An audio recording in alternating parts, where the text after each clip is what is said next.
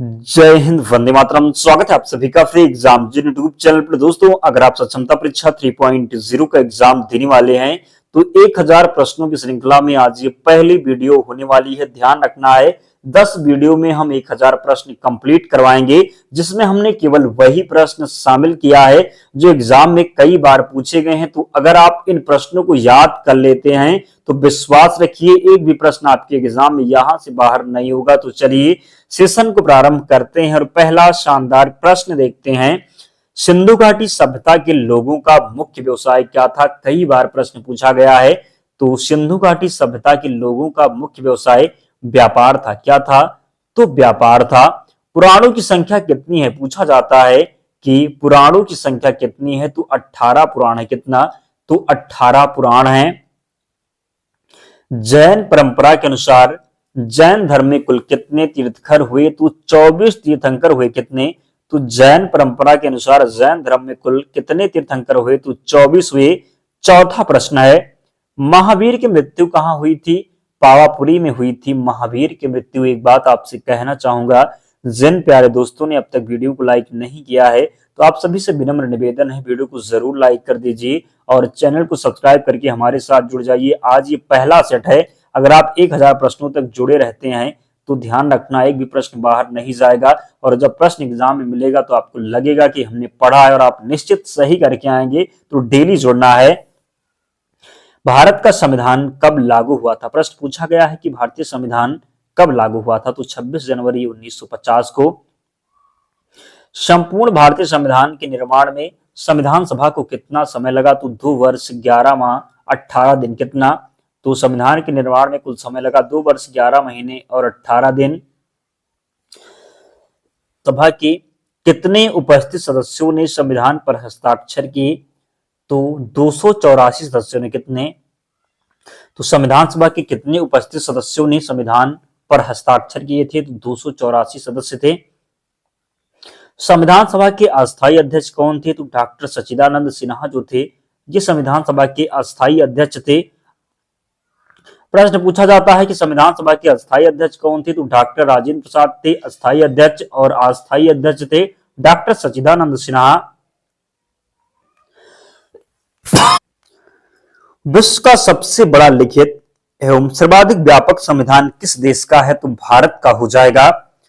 भारतीय संविधान का अभिभावक कौन होता है? सर्वोच्च न्यायालय जो होता है ये भारतीय संविधान का अभिभावक होता है।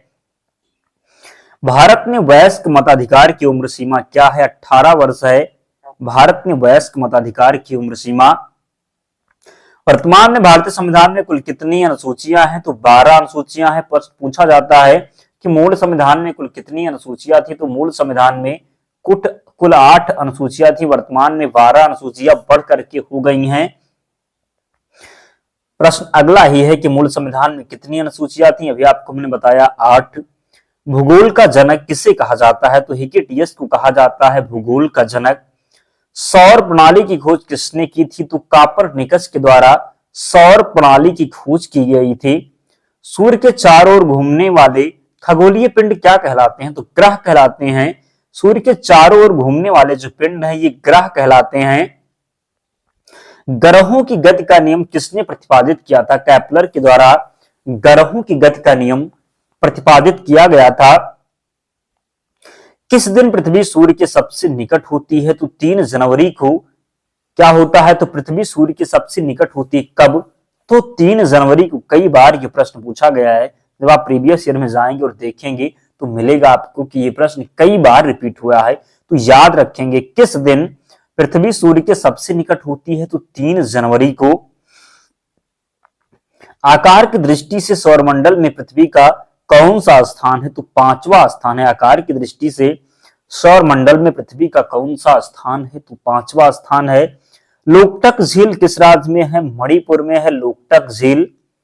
भारत में सबसे बड़ी अंतर्देशीय खारे पानी की झील सांभर किस राज्य में स्थित है? तो सांभर की बात करेंगे तो राजस्थान में है। कोलेरू झील किस राज्य में स्थित है? आंध्र प्रदेश में। भारत का सबसे ऊंचा नदी बांध कौन सा है? तो टिहरी बांध है। पूछा जाए टिहरी बांध किस राज्य में है? तो टिहरी बांध जो है ये उत्तराखंड में है। कहां पर है? तो उत्तराखंड में है टिहरी बांध। जरूर ध्यान रखेंगे। कयाल क्या है, पूछा जाता है कयाल क्या है, तो केरल के लैगून है। क्या है, तो जो कयाल है ये केरल का लैगून है। हैदराबाद और सिकंदराबाद के बीच कौन सी झील स्थित है, तो हुसैन सागर। ध्यान रखना है, आज हम 100 प्रश्न कंप्लीट करवाएंगे, फिर 101 से लेकर के 200 प्रश्न हम परसों की वीडियो में लेकर के आएंगे। तो डेली जुड़िए, डेली जुड़िए, आपको निश्चित ही फायदा होगा। भारत में विशालतम लैगून कौन सा है, तो चिल्का है। क्या है, तो चिल्का है। पूछा जाए किस राज्य में है, तो चिल्का जो झील है ये उड़ीसा में है। कहां पर है, तो उड़ीसा में है। प्रसिद्ध लैगून झील चिल्का किस राज्य में है, अभी आपको बताया उड़ीसा में। कार्य का मात्रक क्या है, तो जूल है। प्रकाश किसकी इकाई है, तो दूरी की इकाई है प्रकाश। बल का एसआई मात्रक क्या है, तो न्यूटन है। विद्युत मात्रा की इकाई एम्पियर है। एम्पियर क्या नापने की इकाई है, तो करंट मापने की इकाई है।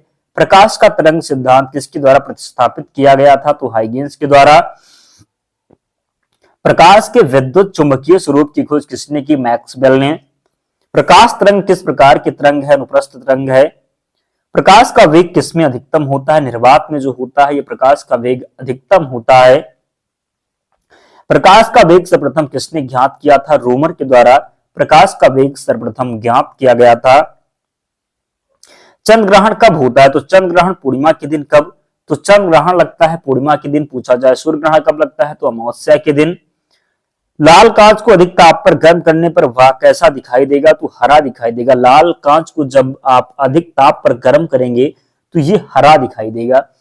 प्रकाश का रंग निश्चित किया जाता है तरंग दैर्ध्य के द्वारा। किसके द्वारा, तो तरंग दैर्ध्य के द्वारा प्रकाश का रंग निश्चित किया जाता है। ध्यान रखेंगे। नेक्स्ट है, सूर्य की किरणों में कितने रंग होते हैं, तो 7 रंग होते हैं सूर्य की किरणों में।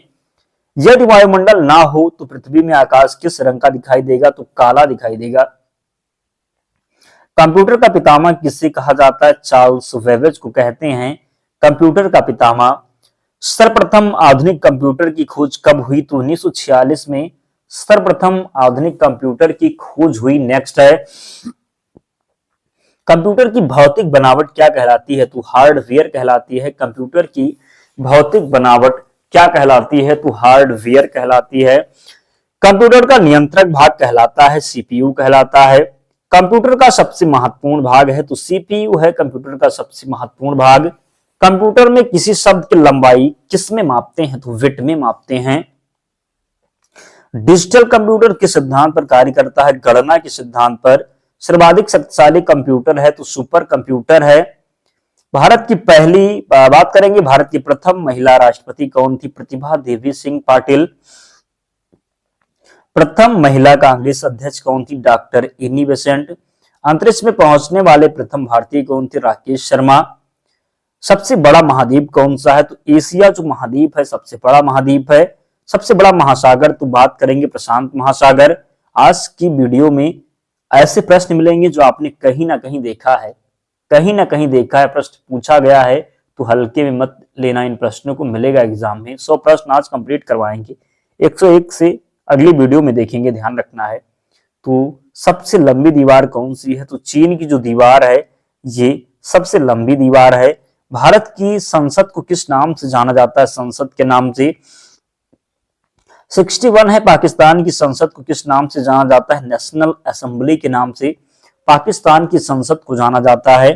नेपाल की संसद को किस नाम से जाना जाता है, राष्ट्रीय पंचायत के नाम से।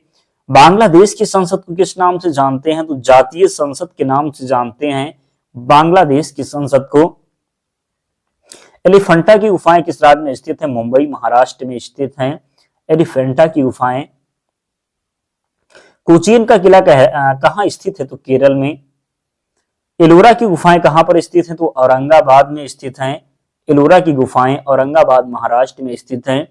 भारतीय कृषि अनुसंधान संस्थान कहाँ स्थित है, तो नई दिल्ली में। कहां पर, तो भारतीय कृषि अनुसंधान संस्थान नई दिल्ली में स्थित है। मेजर ध्यानचंद को किस उपनाम से जाना जाता है, हॉकी के जादूगर के नाम से जाना जाता है मेजर ध्यानचंद को। सौरभ गांगुली को किस उपनाम से जाना जाता है, बंगाल टाइगर के नाम से। मैरी कॉम को किस नाम से जानते हैं, सुपर मॉम के नाम से। संविधान सभा में महिला सदस्यों की संख्या कितनी थी, तो 15 थी महिला सदस्य संविधान सभा में। संविधान सभा में एकमात्र मुस्लिम महिला सदस्य कौन थी, तो संविधान सभा में एकमात्र मुस्लिम महिला सदस्य थी बेगम एजाज रसूल। कौन? तो संविधान सभा में एकमात्र मुस्लिम महिला सदस्य थी बेगम एजाज रसूल। हरिपुरा अधिवेशन कब हुआ था? 1938 में हुआ था हरिपुरा अधिवेशन।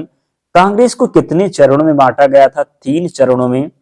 गांधी जी से संबंधित एकमात्र अधिवेशन कौन सा है? तो बेलगाम अधिवेशन। कौन सा? तो बेलगाम अधिवेशन। साइमन कमीशन भारत कब आया? तो 1928 में साइमन कमीशन भारत आया। अगला है काकोरी कांड कब हुआ था? तो 9 अगस्त 1925 को हुआ था काकोरी कांड। आर्य समाज के संस्थापक कौन थे? स्वामी दयानंद सरस्वती थे आर्य समाज के संस्थापक। स्वामी दयानंद सरस्वती के बचपन का नाम क्या था? मूल शंकर था। आत्मीय सभा की स्थापना किसने की थी? राजा राम मोहन राय ने। प्रार्थना समाज के संस्थापक कौन थे? आत्मा राम पांडुरंग। थियोसोफिकल सोसाइटी की स्थापना कब हुई थी? तो थियोसोफिकल सोसाइटी की स्थापना हुई थी 1875 में। कब? तो थियोसोफिकल सोसाइटी की स्थापना 1875 में हुई थी। तिरंगे का निर्माण करता कौन है? पिंगली वेंकैया। राज्य के नीति निर्देशक तत्व किस देश से लिए गए हैं? तो आयरलैंड देश से लिए गए हैं। राज्य के नीति निर्देशक तत्व। केंद्र व राज्य शक्तियों का बंटवारा किस देश से लिया गया है? कनाडा से। मौलिक कर्तव्य कहां से लिए गए हैं? तो सोवियत संघ रूस से लिए गए हैं मौलिक कर्तव्य। मौलिक अधिकार कहां से लिए गए हैं? तो अमेरिका से लिए गए हैं। वर्तमान में संविधान सभा में कुल कितने भाग हैं? पूछा जाता है कि वर्तमान में संविधान में कुल कितने भाग हैं? तो 25 हैं। संविधान में पहला संशोधन कब हुआ था? तो 1951 में, जिसके द्वारा संविधान में नवी अनुसूची जोड़ी गई थी। पूछा जाता है कि संविधान में पहला संशोधन कब हुआ था? तो 1951 में, जिसके द्वारा संविधान में नवी अनुसूची जोड़ी गई थी। संविधान में 52वां संविधान संशोधन द्वारा कौन सी अनुसूची जोड़ी गई? 10वीं अनुसूची। नवी अनुसूची पहला संविधान संशोधन और 52वां संविधान संशोधन से बात करेंगे तो 10वीं अनुसूची। वर्तमान में मौलिक अधिकारों की संख्या कितनी है? तो 6 है मौलिक अधिकार। कितने? तो 6 है मौलिक अधिकार। संपत्ति के अधिकार को हटा करके विधिक अधिकार बना दिया गया है। तो उपाधियों का अंत किस अनुच्छेद में है? तो उपाधियों का अंत है अनुच्छेद 18 में। किसमें है? तो उपाधियों का अंत है अनुच्छेद 18 में। वाक एवं अभिव्यक्ति की स्वतंत्रता किस अनुच्छेद में है? तो अनुच्छेद 19 में है। किसमें है? तो वाक एवं अभिव्यक्ति की जो स्वतंत्रता है किस अनुच्छेद में है? अनुच्छेद 29 में। प्राण एवं दैहिक स्वतंत्रता का अधिकार किस अनुच्छेद में? 21 में है। प्राण और दैहिक स्वतंत्रता का अधिकार। कितनी शास्त्रीय भाषाएं हैं? तो 6 हैं शास्त्रीय भाषाएं। शास्त्रीय नृत्य की संख्या कितनी है? तो 8 हैं। तमाशा कहाँ का लोक नृत्य है? तो महाराष्ट्र का है। मधुबनी कहाँ की चित्रकला है? तो बिहार की चित्रकला है मधुबनी। नेक्स्ट है मोहिनीअट्टम कहाँ का शास्त्रीय नृत्य है? तो केरल का शास्त्रीय नृत्य है मोहिनीअट्टम। कथक कहाँ का शास्त्रीय नृत्य है? तो यूपी का हो जाएगा। कथक कहाँ का है? तो यूपी का है। ध्यान रखेंगे दोस्तों। इतने प्रश्न हमने शामिल किए थे। कितना हो गया? तो 100 प्रश्न। आप देखिए 100 प्रश्न पीडीएफ टेलीग्राम चैनल पर हम भेज देंगे, जरूर जाना, वहां से रिवीजन कर लेना। आज पहली वीडियो थी। दूसरी वीडियो में हम 101 से स्टार्ट करेंगे, क्योंकि हमें 1000 प्रश्न कंप्लीट करवाना है जो प्रीवियस ईयर में पूछे गए। तो 100 आज कंप्लीट हो गया पहली वीडियो में। 101 से कल स्टार्ट होगा, तो जुड़ना ना भूलें। डेली जुड़िए, निश्चित ही फायदा होगा। और जिन्होंने वीडियो को लाइक नहीं किया, लाइक कर दीजिएगा। और पीडीएफ के लिए टेलीग्राम चैनल से जुड़ जाना, लिंक डिस्क्रिप्शन बॉक्स में है, या फिर आप टेलीग्राम पर जाएंगे और वहां पर सर्च करेंगे फ्री एग्जाम जोन, आपको चैनल मिल जाएगा, ज्वाइन हो जाना। वहां पर आपको सारी पीडीएफ मिल जाएगी। तो वीडियो को लाइक करके चैनल को सब्सक्राइब करके ही जाना है। तो मिलते हैं नेक्स्ट वीडियो में। तब तक पढ़ते रहिए, ध्यान रखिए अपना, स्वस्थ और सुरक्षित रहिए। जय हिंद।